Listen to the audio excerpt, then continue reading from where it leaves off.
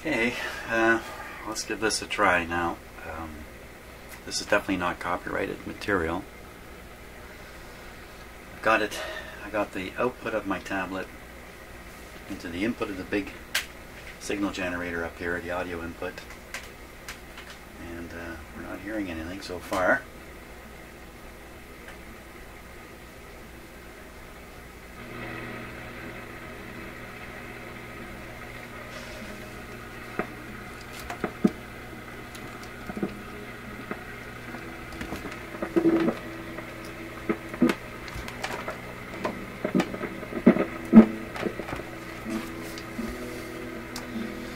Okay, we gotta fix the situation here. I got a bad cord, I think.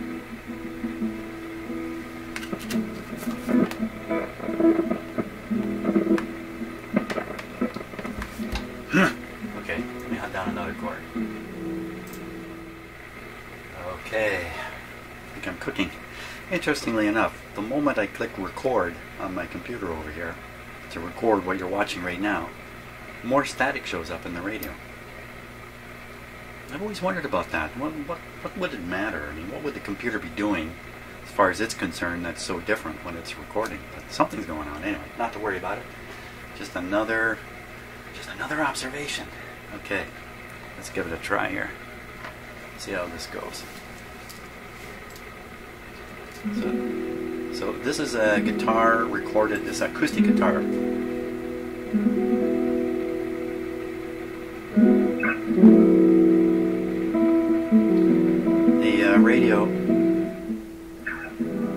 The radio is set to, just to be sure, yes, set to the first setting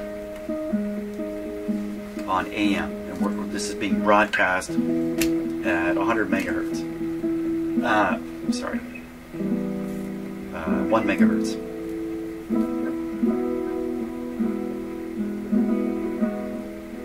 Okay, I'll fool with the volume a little bit here. The lower part's just gone. That could be from a number of reasons. The modulation percentage on this signal is almost nothing. So percent modulation is very low. The output of the tablet is not high enough to drive my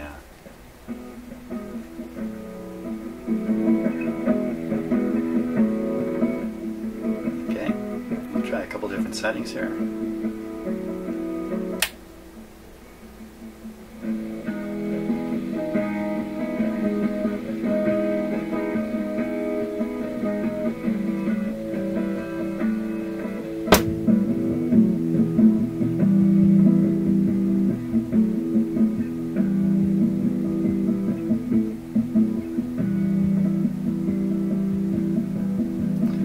Fun, shortwave.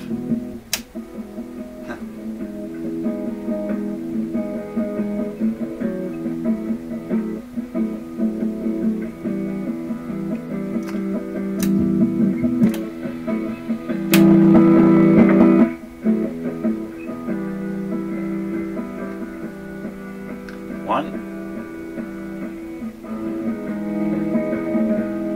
2, 3, shortwave. Shortwave. 3, 2,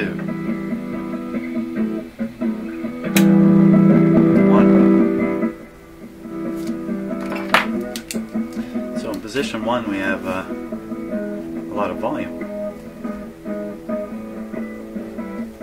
Higher than all the rest. The other 3 are all much lower.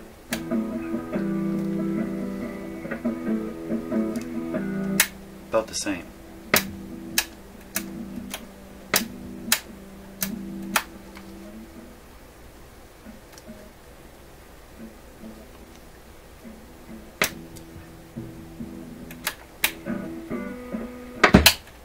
Oops. Tune her up a bit.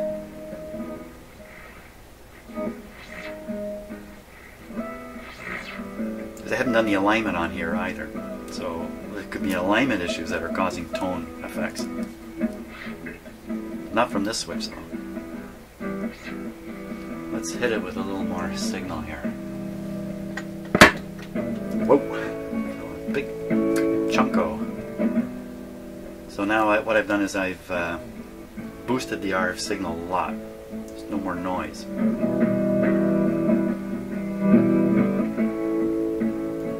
Where are we? Position 1, 2, 3, 4, 3.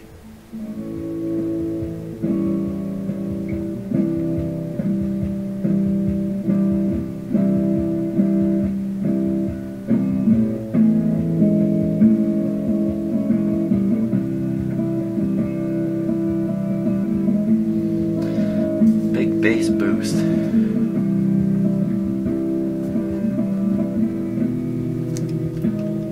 Position 2. What's going on with the treble there? 3 and 2.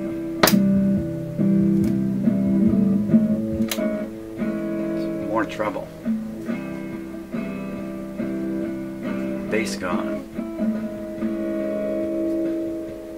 Literally gone.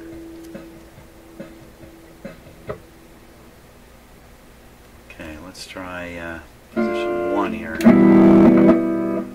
Because of the volume jump, it's very confusing. Your ears get tricked by volume changes here.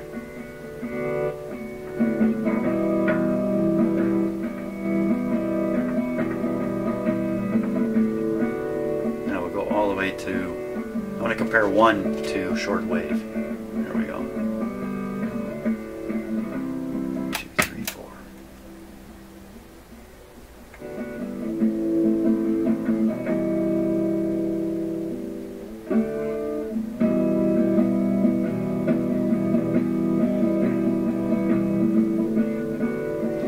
Back to 1. I'm going to turn the volume down a bit here.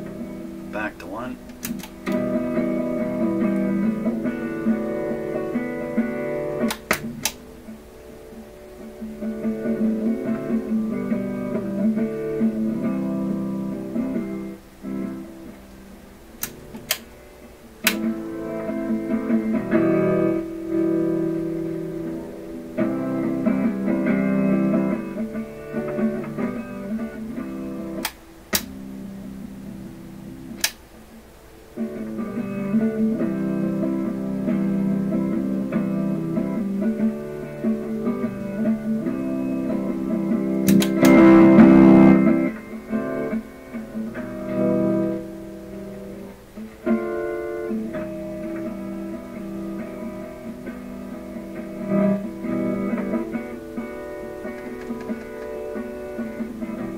Okay, what I conclude from that, here we are, the best sounding setting is setting 1. You get the most volume, tonal quality is good. Setting 1. Setting 2, and 2, 3, and 4, the volume drops. So maybe we can figure that out by looking at Pete's schematic here. Volume drops. Setting 3, there's a very distinct bass boost. And that's about it, really. You know, setting 2, the highs are a little, the lows are gone in setting 2. So you get everything. Well, it's kind of simple. Get it all, get the treble, get the bass, get it all at a lower volume. That's kind of how it is. And this bottom one is the shortwave. So, is that working properly? Hey, it's not bad. It's pretty close. Let's have a look at the Pete's diagram here. Pete's diagram. Let's take a look at Pete's diagram. Okay, there's Pete's diagram right in front of us there. Wow, I should really show you the what the schematic looks like here. So what we've done, what Pete's done is he's taken these 3 switches here, 4 switches, actually 3 of them, these ones, and redrawn them. Let's just take a look here.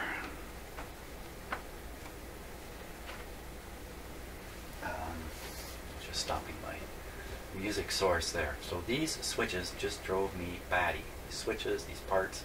But here's one of the primary things. The feed coming into here is coming from up here in the speaker circuit. That's a feedback. It's got to be feedback. Feedback goes into here, something happens, it comes out.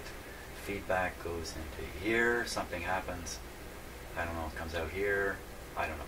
It's quite confusing. So we look back at Pete's diagram. Where would that be? Where'd it go? It's here. Okay. So it's totally redrawn in a much more sensible way, no doubt about it. So here, 2C, 2D, and half of S2A. I didn't notice the half before, but I guess the other half maybe is just inconsequential. There's nothing there after looking at. So here's Pete's diagram. So I studied this at length last night, and so here's what I would say right away. Down here is the incoming feedback from the speaker. Now look, from here, it hits this line, it's on its way to that switch, it's on its way to this switch, it's on its way around the whole thing, and is connected into the tab on the volume control through here. Feedback permanently connected to the tab on the back here. But when you throw the switch, you either engage this capacitor or you don't. That's what this whole thing amounts to, I believe. It's more complicated than that, because in some settings, like if you set this control straight across here, you know, on the radio it's a rotating control, but it's not rotating on the diagram here. This is open, so you've got this coming through here, 0.05 rather, small capacitor, and you've still got this coming through here. If you flip it in one more setting onto shortwave, now you've got this feedback coming through here. You've also got it coming around this capacitor now, like down through here, to the resistor. See, already my head is coming apart. Like, really, am I ever going to fathom how this works? Oh, man. And then this is just one of the switches. This one here is doing weird things too. Here you see the off 3 AM, 1 shortwave, and the two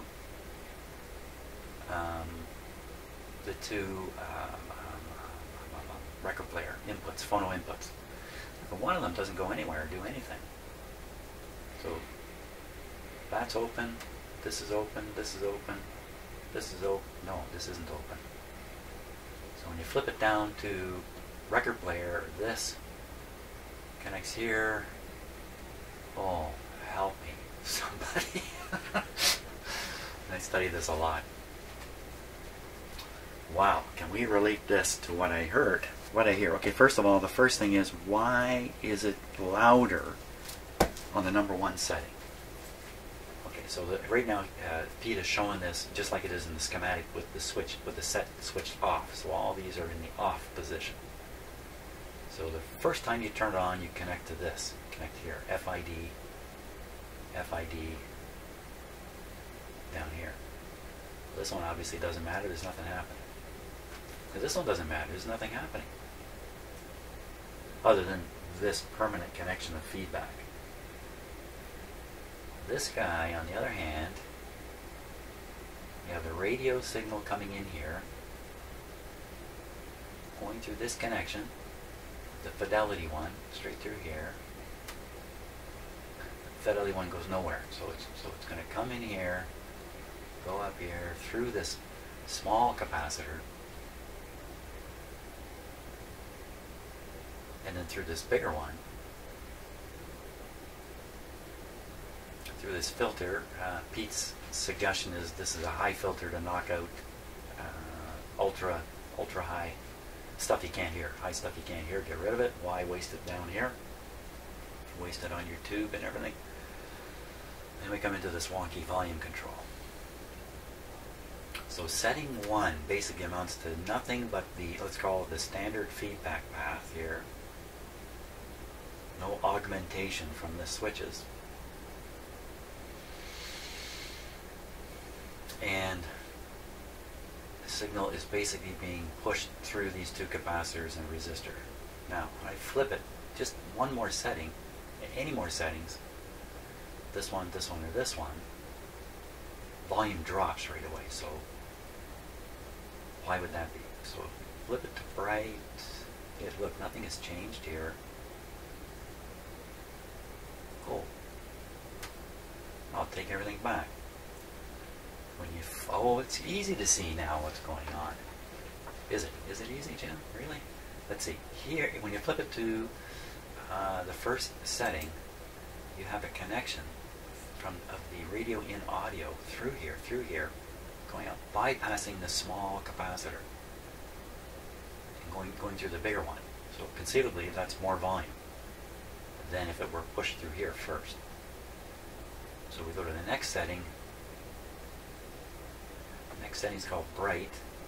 It's forced through here, and that cuts out the lows, knocks down the volume too. Next setting, we can go through here. Mellow takes us through here, so we're not using this tone, this way of knocking out the lows. So all the lows will come through in mellow.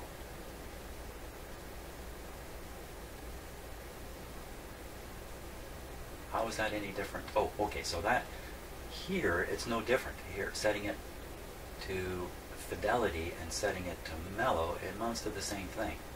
Here. Only in bright do you force the signal through that capacitor. Now what about shortwave? Come down to shortwave. Shortwave also forces it through the capacitor. But of course, while you're working this switch, these two are changing too. So when we go from fidelity to bright, no, when we go from, I'm probably misspeaking a lot of stuff, so I hope you're thinking hard on your own there while you're listening to me here. We get down to mellow, it's the same as fidelity. It's the same thing, but it sure doesn't sound the same. So something must be going on over here. So we go from fidelity, which is nothing, to mellow, we hook up this. It's another alternate route through a 0.005. That's a smaller capacitor, but you see this bigger one is feeding through a resistor. This one's not. It's kind of direct in, sort of. So maybe they were having a lot of problems when they were setting this up with maintaining fairly even output volumes and all kinds of stuff here. They could have been doing all, like shoving in resistors to cut things back because otherwise they're loud in another setting or something like that. I don't know. Who knows what they're up to. When I go to shortwave,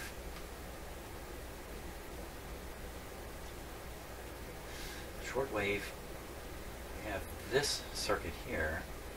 We also have this, but what is this of some use? This is nothing. This is shorted out by this wire. So you're going to nullify what's here. Why would they even have a wire here? Why would they even put a wire there? The signal can come in, skips this capacitor. I don't know, it's a complex filter situation with a small capacitor, resistor, signal. Who knows? As I suggested, and Pete echoed it back at me, maybe the engineers really set this kind of thing up and then just played around with these values until they got something that worked. I mean, that's inevitably what happens, you know. You make a design, you put it all together, and then you make adjustments. That's how they arrived at all these parts. Maybe some of these parts got shoved in after the fact. And then they got this thing going. Oh my God.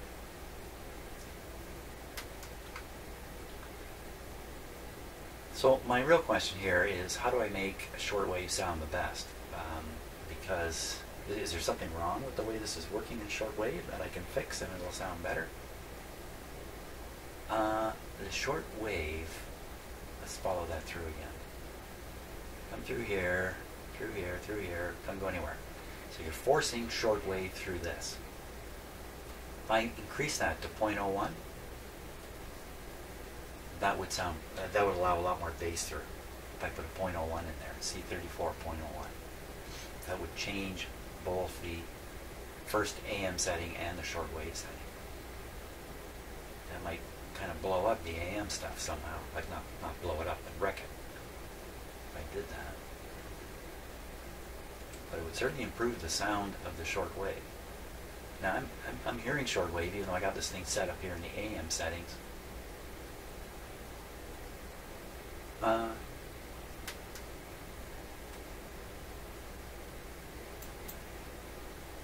It's the band switch that controls the antenna connection.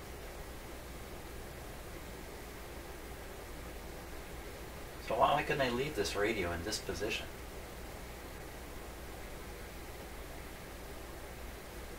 And run it on shortwave. That's how I always used the radio. That's how I always used it. I never knew there was a shortwave setting.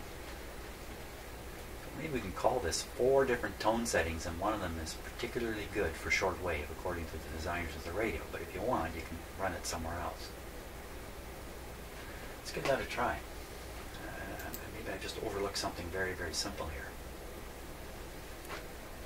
Okay, so what I'm going to try to do is tune in a shortwave station, yet have this control set on the AM tone, type tone settings. We'll see what happens. So right now, where am I on there? Where am I? We're going to set it to, okay. I rotated the knob now. I'm not sure where. By rotating the whole switch and leaving it, I kind of just confused myself. That's all. Okay. Just, come on, Jen. What, getting late in the morning here already? So we're going to go on shortwave. And we'll just do the tone thing on shortwave. Yeah. What? Yeah. Okay. Shortwave. Here we go. Pick any old shortwave band. That's AM 6, 7, 9.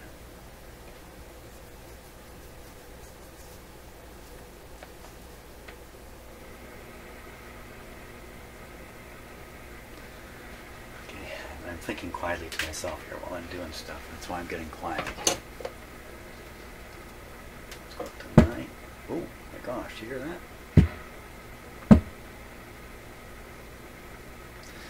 Pounding in a huge signal here. Let's turn it down.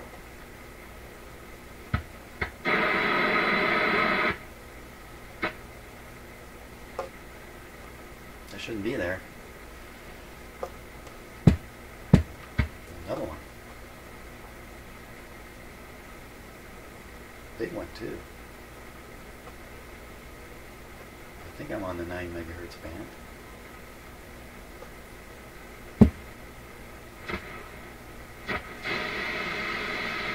That's a little disturbing. Picking up all those signals. This one.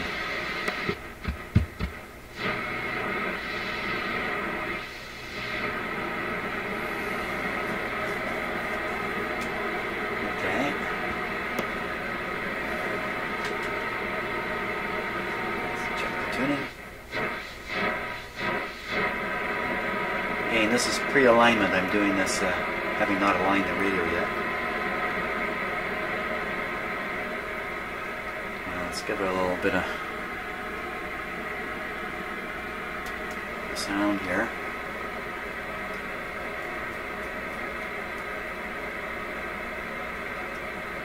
Should there be some sound?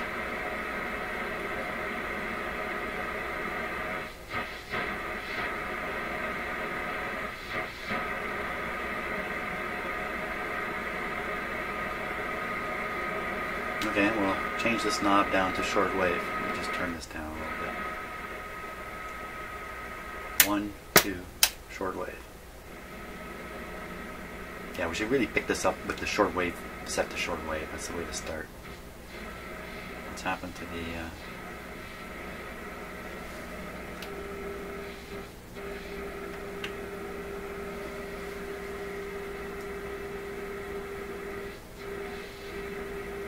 Oh, my music, I left it playing and it came to an end. Let's start it over here. Okay, back to external.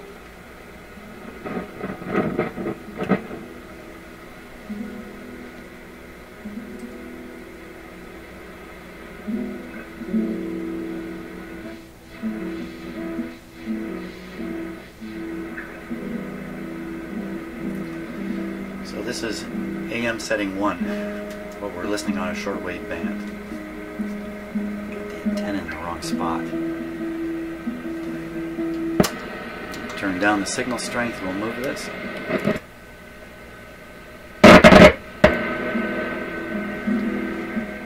So I knocked the signal strength down by a factor of 10 and moving it up here boosted it back up about a 10.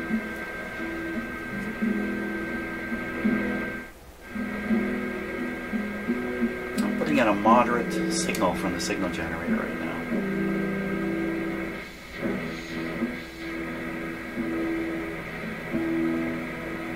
Okay, so what happens if we flip the switch to AM mellow?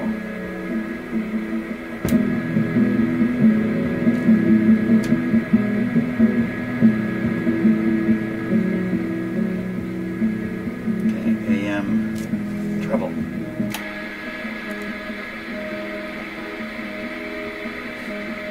AM straight through, higher volume.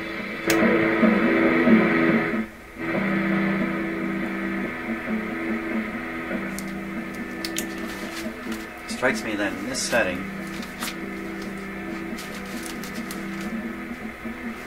if you were to draw the signal response, looks like that. If you go to almost any other setting,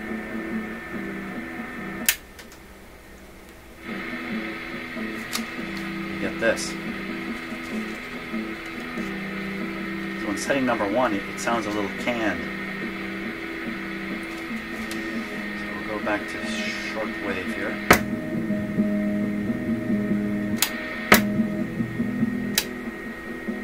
It sounds canned in shortwave too. Back to 1.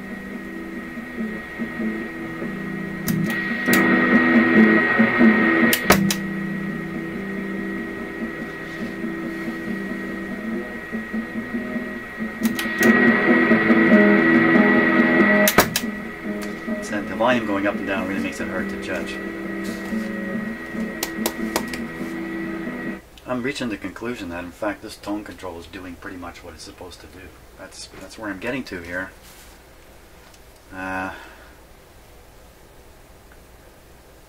And that all the years I operated this radio with the tone control set on one of the AM settings, that was fine. The mistake I was making was I was always hooking up my antenna to here and leaving these wires hanging open. So years, like all through high school, later high school and into college, I listened to this radio a lot. And never had it right. Okay, wow, we beat that one. Just beat that to death. But I think I'm satisfied now. I know how to operate the radio. That's probably the biggest benefit to doing this.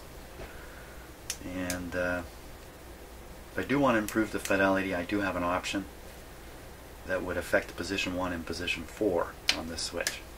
If I want to increase the quality of the sound, because when I do that with position 3, I lose some treble. So they're kind of giving you the whole thing canned, or they'll give you a bigger bass look, or they'll give you a bigger treble look, but they never give you a bigger look on both sides. That would be my assessment of this radio. Deep breath, everybody. I think maybe I'm ready to align it now. See ya.